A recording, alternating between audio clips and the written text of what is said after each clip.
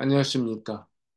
서구의 근대 문학 작품들에 나오는 수많은 인물 중에서 가장 대표적인 인물 세명을 말하자면 돈키호테와 햄릿, 그리고 파우스트를 꼽을 수가 있겠는데요. 이들 각각에 대해서는 수많은 논문이 나와 있고 지금도 계속되고 있지만 마침 이 세 인물을 동시에 비교 분석한 책이 우리말로 번역돼 나왔고 그 내용이 현재 우리가 연구하고 있는 돈키호테를 이해하는데 참고할 만한 것 같아 잠시 다뤄보기로 하겠습니다. 1991년에 쓰여지고 2023년에 우리말로 번역 출판된 돈키호테 햄릿 파우스트라는 이 책의 저자는 로버트 A. 존슨으로 스위스 추리에 있는 연구소에서 수학한 미국의 정치 분석가로 소개되어 있습니다. 말하자면 이 세 명의 인물들을 정신분석학적으로 접근하고 있다는 것인데요. 먼저 그는 각자는 의식의 중심에 누가 있는지에 따라 세상을 다르게 보고 다르게 해석한다는 원칙 하에 돈키호테를 단순한 의식을 가진 존재, 햄릿을 복잡한 의식, 그리고 파우스트를 깨달은 의식의 인물이라고 규정하고 있습니다.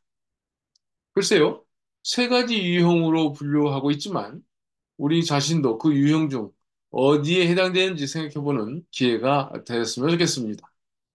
먼저, 그는 단순한 의식을 갖고 있는 돈키호테는 현대 사회에서 찾아보기 힘든 유형의 인물이라고 말하고 있고요. 파우스트와 같은 깨달은 의식을 갖고 있는 사람은 우리 중에 아주 극소수에 해당된다고 보고 있습니다. 반면, 햄릿과 같은 복잡한 의식을 갖고 있는 존재는 교육받은 현대인의 평균 의식이라고 말하기도 하죠. 그러니까 로버트 A. 존슨은 오늘날 대다수는 햄릿이다. 우리는 인생의 밝고 유쾌한 면을 잃지 않는 돈키호테와 아직 대다수 사람에게 도래하지 않은 고차원 의식의 파우스트 사이의 메마른 땅에서 산다는 말을 했는데요. 그렇다면 오늘날의 햄릿, 즉 우리들은 바로 돈키호테와 파우스트 사이의 어디쯤에 매일매일 고민하고 서성이면서 불안해 살고 있다는 말일 것입니다. 한편 이 미국의 정신분석가는 이들 중 돈키호테를 2차원적 의식구조의 인간형으로, 햄릿을 3차원, 그리고 파우스트를 4차원적 인간형으로 규정하고 있는데요. 우리의 감각으로 현실이라고 말하는 것은 3차원이니까 햄릿이야말로 지금의 우리와 같이 생각하고 행동하는 표준의 인물이지만 2차원과 4차원의 인물은 사뭇 다른 의식을 갖고 있는 존재들임을 말하고 있습니다. 즉, 그런 돈키호테를 지적하면서 2차원의 인간은 내내 환상과 상상의 세계에 산다고 말했고요. 돈키호테가 검에 의지할 때는 늘 패배한다. 승리하는 건 그의 시적 상상력이다라고 표현합니다. 말하자면 풍차와의 전투를 내적으로 보면 어린아이나 단순한 2차원 인간이 벌이는 상상 속 영웅의 전투가 되며 2차원의 인간은 내면이 외부를 이기는 세상을 살고 있다고 말하고 있습니다. 우리가 어렸을 때 텔레비전에 나오는 레슬링 장면이나 권투, 그리고 타잔 등 영화를 보면서 우리도 그 주인공처럼 옷을 입거나 행동하거나 소리를 지르는 등 화면으로 봤던 그것을 머릿속에 넣고 행동했던 기억을 여기에 접목해 볼 수 있겠는데요. 로버트 A. 존슨은 돈키호테의 저자 세르반테스는 서구인의 유년기를 말한다. 아직 에덴 동산에서 추방된 고통의 충격을 덜 받던 그 시대를 말이다. 그 누구도 이차원 인간을 돈키호테보다 더 잘 그려주지 못한다라고 말하고 있습니다. 그러고 보니 생텍쥐페리의 이 어린 왕자가 생각나는데요. 사막에 불식착한 비행기 조종사가 나는 6살 적에 화가 나는 멋진 직업을 포기해버렸다는 문 말입니다. 이런 포기는 그가 그림 1호와 제2호가 성공을 거두지 못한 데 낙심해버렸던 것 때문인데요. 그의 말을 좀 더 인용하면 조금 총명해 보이는 사람을 만날 때면 나는 늘 간직해오고 있던 예의 나의 그림 제1호를 가지고 그 사람을 시험해 보고는 했다. 그 사람이 정말로 뭘 이해하는 줄 아는 사람인가 알고 싶었던 것이다. 그러나 의뢰 그 사람은 모자군 하고 대답하는 것이었다. 그러면 나는 보아 구렁이도 원시림도 별들도 그에게 이야기하지 않았다.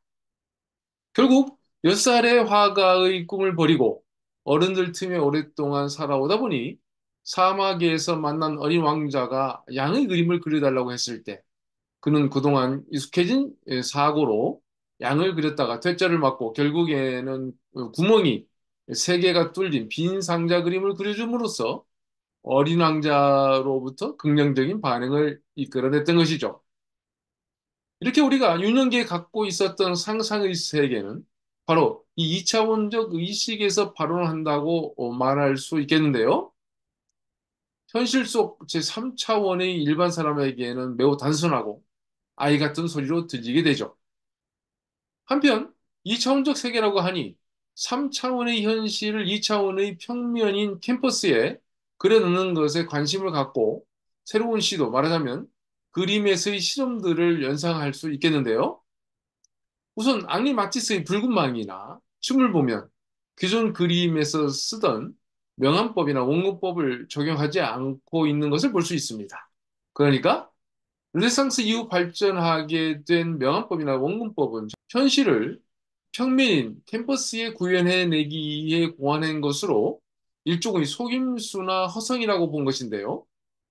그래서 이 야수파의 그림들은 다른 기법들을 제거하고 오히려 색을 중심에 넣게 되니 원색으로 그림을 그리게 되죠. 아울러 입체적인 3차원의 현실을 2차원의 캠퍼스에 그리는 독특한 방법을 만들어내는 것이 바로 입체파들의 그림인데요. 물론 명암법과 원근법을 배제했죠. 이것은 후한 그리스의 기타와 신문이고요. 이것은 피카소의 게르니카입니다. 특히 게르니카에서는 사물을 여러 각도에서 본 것을 한 캠퍼스의 한 공간에 넣음으로써 사물이 배정되어 그려지고 있는데요. 우리가 돈키호테의 의식이 단순하고 그 시각이 이차원적이라는 맥락에서 본다면 돈키호테가 보는 세상이 바로 이와 유사한 것들이 아닐까 해서 잠시 다뤄봤습니다.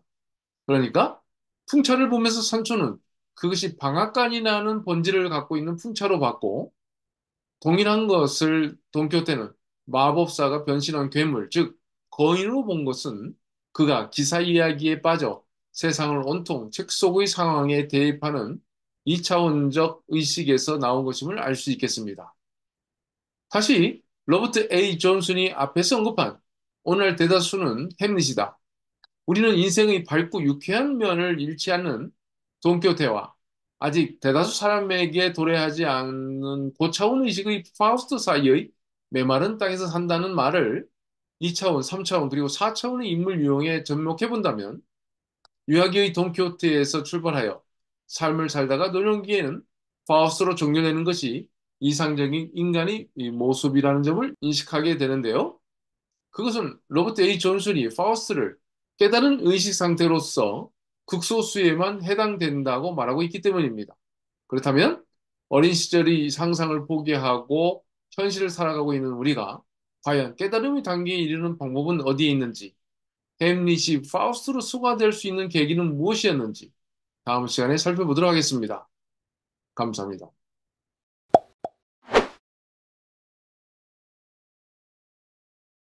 안녕하십니까.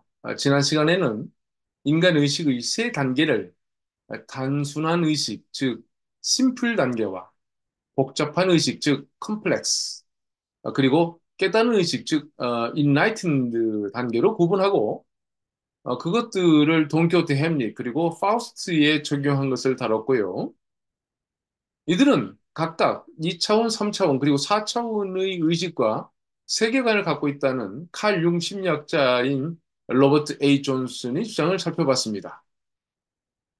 한편 그의 글을 잘 살펴보면 돈키호테는 햄릿보다는 파우스트에 강조점을 두고 있음도 알 수 있겠는데요. 파우스트를 깨달은 의식의 존재로 표현한 것 자체가 그렇고요. 칼 융의 심리학을 연구한 그가 선가의 격언까지 인용하면서 깨달은 사람도 저녁에 뭘 먹을지 궁금해하며 집에 온다. 단순한 사람과 깨달은 사람은 비슷하다. 인생을 단순하게 직관하고 반응한다.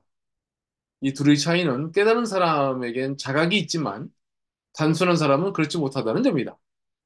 한편 복잡한 사람은 염려하는 데 시간을 쓰느라 거의 늘 불안 상태이다 라고 말하면서 2차원의 단순한 사람, 즉 돈키호테와 4차원의 깨달은 사람, 파우스트는 인생을 단순하게 직관하고 반응한다는 공통점에도 불구하고 삶에 대한 자각을 둘 간의 차이로 보고 있으며 늘 불안 상태에 머물러 있는 햄릿과 그 햄릿을 뛰어넘는 파우스트와 비교하는 것을 주목하게 되죠. 그렇다면 이런 돈키호테와 햄릿이 파우스트와 같은 인물로 상상할 수 있는 방법이 무엇인지에 대해 궁금해하지 않을 수 없겠는데요. 로버트 A. 존슨이 제시한 첫 단계는 바로 교착 상태입니다. 깨달음과 삶의 숭화를 말하는데 교착 상태라니 좀 의아해하는 사람이 있는 반면 당연히 그렇겠지라고 생각하는 사람들도 있을 것 같은데요. 그렇습니다. 깨달음의 출발은 자기 상태에 대한 문제의식에서 시작된다고 볼 수 있겠죠. 한편 이 교착 상태라는 것은 삶의 의미에 대한 질문과 통하는데요. 말하자면 나는 왜 태어났는가? 어디서 온 것이며 어디로 가는 것일까?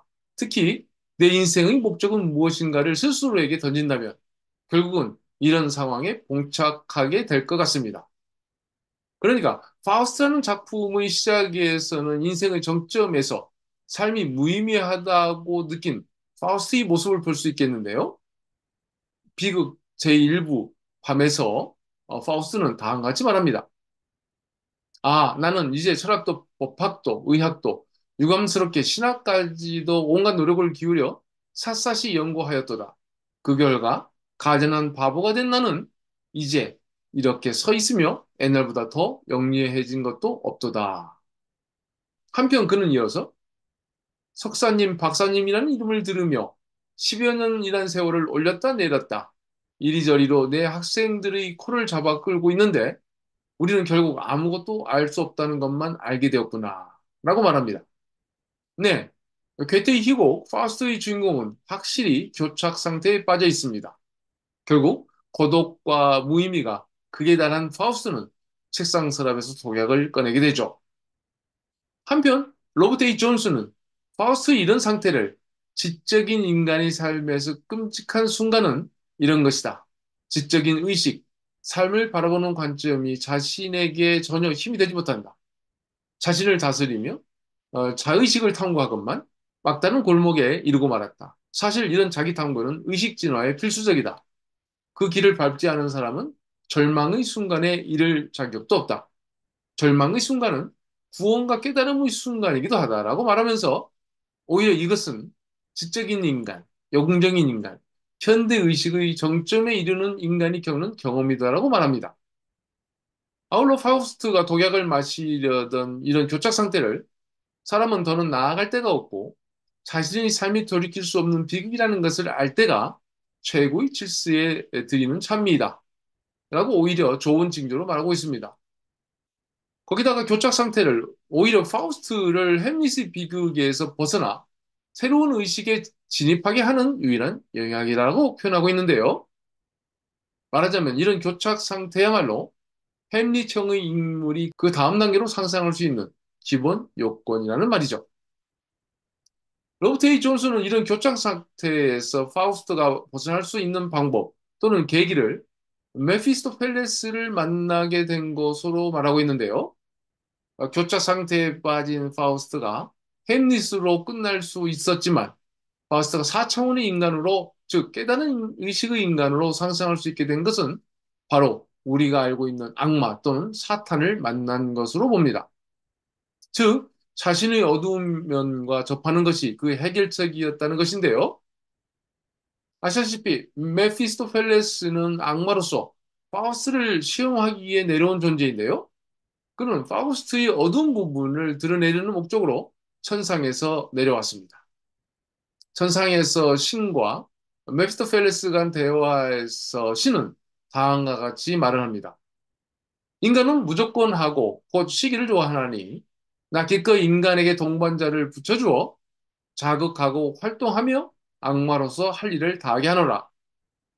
즉 신이 악마를 하늘에서 파우스트에게 내려보내니 교착 상태에 빠진 파우스트에게 메피스토펠레스가 나타나는 것은 신의 의지이기도 하죠. 결국 파우스트에게 부정적이고 어두운 부분이 드러남에 따라 파우스트는 깨달은 의식을 갖는 존재가 되었다는 점인데요. 로버트 A. 존슨은 이 부분에 있어서 파우스트를 다음과 같이 햄릿과 비교하고 있습니다. 파우스트는 몹시 복잡하고 지적인 한 인간이 자신의 어두운 면을 직면하게 되는 이야기인 것에 비해 햄릿의 기본적 오류는 자기 그림자, 그 어두운 면을 통합해내지 못한다는 것이다. 그는 애고와 그림자라는 두 본성 사이에 옴짝달싹 못하고 갇힌 채 비극적인 죽음을 맞이한다고 말합니다. 즉, 파우스트는 자기 그림자와 상호작용하며 마비 상태에서 벗어날 길을 찾아내면서 서구 문학에서 낙관과 희망, 구원의 위대한 선언문과도 같다라고 한 반면 햄릿은 지나친 자기 확신과 독단에 빠졌으며 자신의 어두운 부분을 인정하지 않으면서 자신과 대화하고 통행할 수 있었던 그 누구도 인정하지 않고 오히려 죽여버리는 우를 범한 것이라고 본 것입니다. 이전 강의에서도 언급한 바가 있지만 돈키호테에게 산초와 같은 역할을 할 수 있었던 인물로 햄릿에게는 폴로니우스가 있었지만 햄릿은 커튼 뒤에 숨은 그를 칼로 찔러 죽이게 되죠. 즉 햄릿은 자신의 그림자 또는 부정적인 면을 제거함으로써 더욱더 자기 자신에 빠지게 되고 결국 자신과 주변이 모두 파멸하는 모습을 우리는 목격하게 됩니다. 이에 반해 파우스트는 메피스토펠레스와 동행함으로써 그 과정을 통해 스스로 구원에 이르는 존재라고 말할 수 있겠는데요. 파우스트의 구원은 악마와의 동행 또는 자기 자신의 어두운 그림자와의 동행을 통해 가능했다는 점이죠. 이렇게 자기 그림자와 동행하는 모습을 로버트 A. 존슨은 한 쌍의 원형이라고 표현하고 있는데요. 그래서 이렇게 말합니다. 한 쌍의 대극은 서로 조합을 이루는 것이 유일한 구원의 길이다. 파우스트는 점점 메피스토펠레스를 닮고 메피스토펠레스는 점점 파우스트를 닮듯이 말이다. 물론 이 대극의 관계는 돈키호테와 산초에게도 적용될 수 있는 것인데요. 로버트 A. 존슨은 이 부분에 대해서도 간과하지 않고 말합니다. 돈키호테에게는 산초 판사라는 시종이 있다. 이 둘은 한 쌍의 원형을 이룬다. 누구나 시문에 있는 애고와 그림자 같은 양극은 모든 면에서 다르지만 서로 분리 불가하다.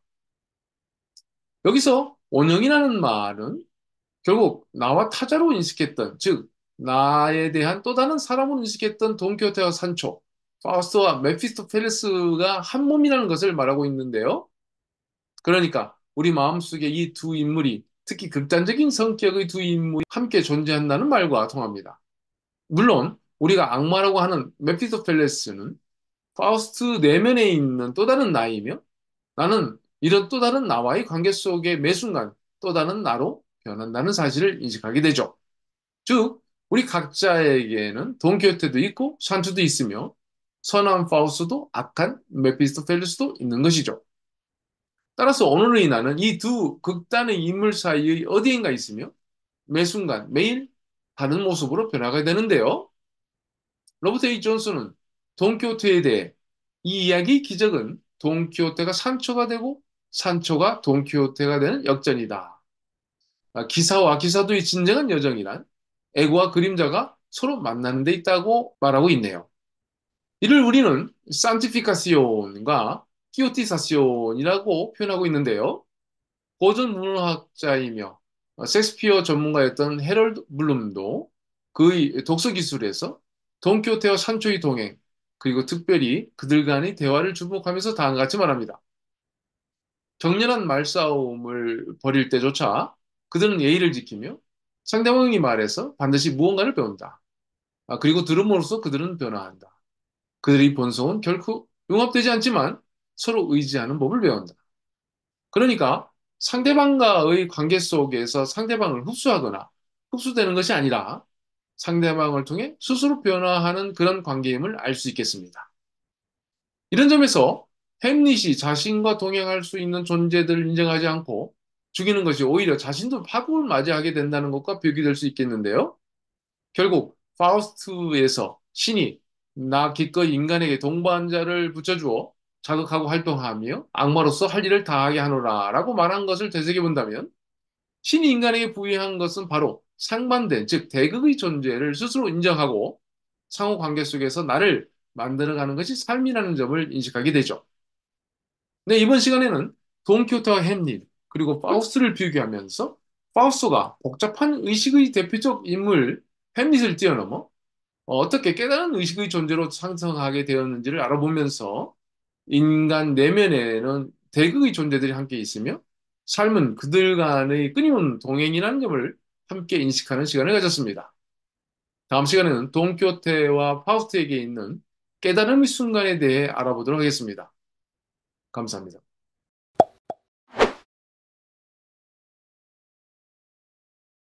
안녕하십니까.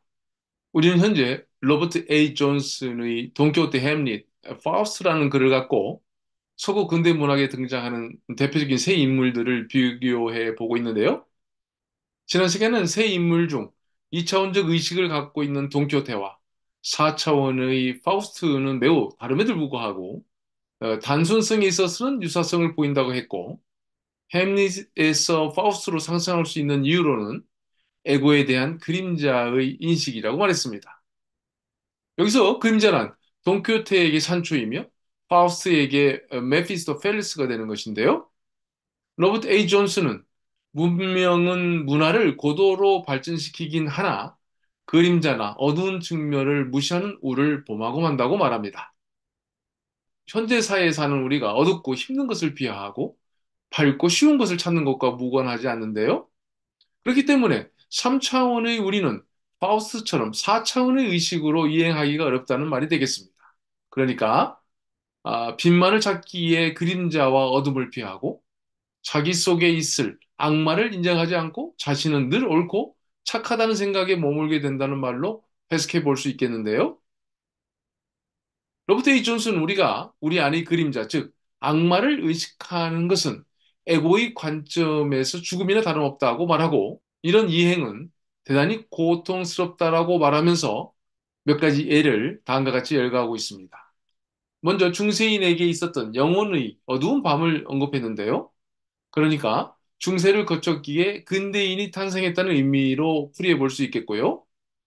단테가 지옥과 연옥을 거쳐야 했던 그 여정도 이런 과정 중 하나로 봤습니다. 그러고 보니 단테가 베아트리체를 통해 천상에까지 안내를 받아 빛의 세계를 본 것도 지옥과 연옥을 거쳤기에 가능했다고 보고 있는 것이죠. 한편 예수가 광야에 있었던 40주야가 그렇다고 했고요. 길가메시가 시민에 닿았던 일, 현대인에게 중년의 이기와 자살에 도달하는 현대인의 위기 등을 예로 들었습니다. 한편 두 극단은 하나의 원형을 이루고 있기 때문에 한쪽의 결핍은 결국 자신을 발전시키고 구원으로 승화할 수 있는 기회를 잃게 된다는 의미로 해석되는데요. 세계에서 가장 오래된 서사시라고 평가되는 길가메시가 언급됐으니 그 작품 중 길가메시의 죽음을 다루는 부분을 기억해 볼 필요가 있겠는데요. 비록 왕이었으나 영원한 생명을 얻을 수 없었다는 내용이 그렇고요. 작품 중 수르의 여신이 길가메시에게 한 말 중 신들은 죽음을 인간의 몫으로 생명은 자신들의 몫으로 남겼다네라는 말이 있습니다. 말하자면 영원한 생명을 얻고자 했으나 인간의 수많은 영웅적 모험의 종착지에는 결국 영원할 수 없다는 자각이 있다는 의미가 되겠습니다. 그래서 그랬을까요? 파우스는 메피스토펠레스와의 동행을 중단하는 선언을 하게 되는데요. 멈추어라. 너는 정말 아름답구나. 파우스트의 이 말과 함께 약속한 대로 메피스토펠레스는 파우스트의 영혼을 가져갈 수 있게 되었지만 그래서 우리는 파우스트를 자신의 본능을 채우기에 자신의 영혼을 악마에게 파는 인간형으로 규정하고 있지만 사실 파우스트 이 선언은 자신의 죽음을 수용함과 동시에 메피스토펠레스가 천상으로 돌아가는 순간이기도 합니다. 이렇게 파우스트의 죽음은 그 영혼이 메피스토펠레스에게 팔리거나 빼앗긴 게 아니라 두 대극적 인물이 헤어지는 것이니 메피스토펠레스는 원래대로 천상으로 올라가게 되고 파우스트 역시 천상으로 올라가는 것, 즉 구원되는 것으로 작품은 마감된다고 볼 수 있겠습니다. 현실에 있는 동안 파우스트는 어쩔 수 없이 메피스토펠레스와 동행을 하고 그 과정에서 고민하고 불안한 시간을 보냈다면 멈추어라, 너는 정말 아름답구나라고 외치는 대목을 우리는 파우스트의 죽음이라고 말하고 있지만 그것은 육체와 정신이 분리이며 파우스트 입장에서는 자유를 얻는 것이고 구원을 받는 순간이라고 말할 수 있겠습니다. 네, 로버트 A. 존슨의 돈키호테 햄릿, 파우스트라는 책을 통해 새 인물을 심리학적인 관점에서 살펴봤고요. 돈키호테가 햄릿이 되고 다시 햄릿이 파우스트로 승화되는 과정, 그리고 이 과정에서 필요한 교착 상태라거나 불안, 그리고 에고와 그림자의 상호작용 등에 대해 알아보는 시간을 가졌습니다. 어울러 로버트 A. 존슨이 돈키호테와 햄릿과는 달리 4차원의 깨달은 의식을 얻었다고 말하는 파우스트의 자각과 군에 대해서도 살펴봤는데요. 글쎄요, 미국의 심리학자가 돈키호테를 어느 정도 깊이 읽고 이해하고 있었는지는 가늠하기 어렵지만, 파우스트를 깨달은 의식의 인물로 규정하고, 돈키호테를 단지 2차원적 인물, 단순한 인물로 남겨두는 것에 대해서는 아쉬움이 있는데요. 시골 영감 알론소 키아카노가 자신을 돈키호테라고 칭하고, 고립된 공간인 집을 나가 모험의 세계에 뛰어드는 것, 그리고 자신이 감당하기 어려운 상대와 결투를 하면서 무모하지만 강렬하게 도전하는 모습을 떠올리게 되고요.